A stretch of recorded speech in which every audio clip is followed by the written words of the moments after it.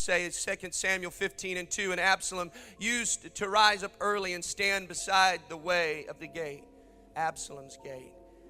When any man had dispute to come before the king of judgment, Absalom would call him and say, "From what city are you?" And when he said, "Your servant is such and such tribe in Israel," they would come in. And so here we find Absalom. This is David's son. He's got a problem. And this is the gate of discord. We've seen the gate of Sodom. We've seen the gate of the wounded. Now we find hell's third gate, the gate of discord.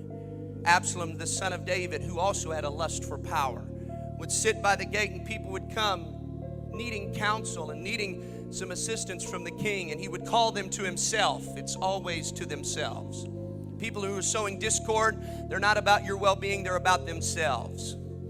People would come in, and he would ask them in verse 3, Absalom would say to him, "See, your claims are good and right." So he would ask them the problem, and they would say, "Well, here's my problem. I have a problem with the king, and I have a problem with the way he's doing this, and I have a problem with my wife, and I have a problem with my husband, I have a problem," whatever the problem was. And every time he had the same answer: "You're right." Because someone that sows discord in your life will never correct you.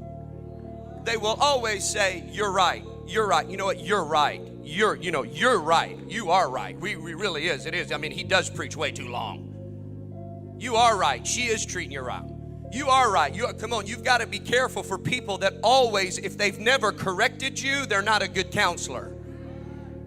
If they've never looked you eyeball to eyeball and say, "You are a stupid moron," what you need to go do is go home, buy your wife 37 roses, hold them all in your mouth at the same time, and apologize. Come on, buy her some chocolates, take her to Houston, the nicest room you can afford, because you are a fool. If you don't have a friend, if you don't have somebody in your life, if all they're ever doing is taking your side, let me tell you something, they're out for themselves and not for you. You better be careful, friend. You better be careful, friend. You better be careful.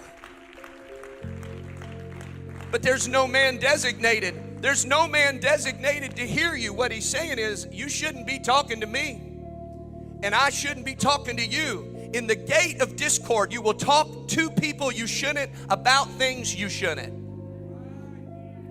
If you're mad at your wife, you need to go talk to your wife,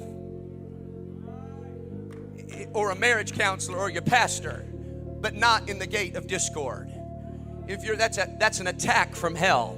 That's a gate from hell. If you're mad at your boss, go talk to your boss, not your coworkers. That's sowing discord. If you're mad at me, come talk to me. Go ahead. You're like, "Ooh, don't talk to your boss." If you're talking to somebody that can't solve the problem, it's gossip. But the last person you should talk to is Absalom, because Absalom will say, "Oh, that I were the judge of the land. If I were the boss. If I was running this job, if I was the foreman, if I was the," come on somebody. No. You see, the solution that a discord sower always has is themselves. If I was in power, you would be in a better place, but that is not true.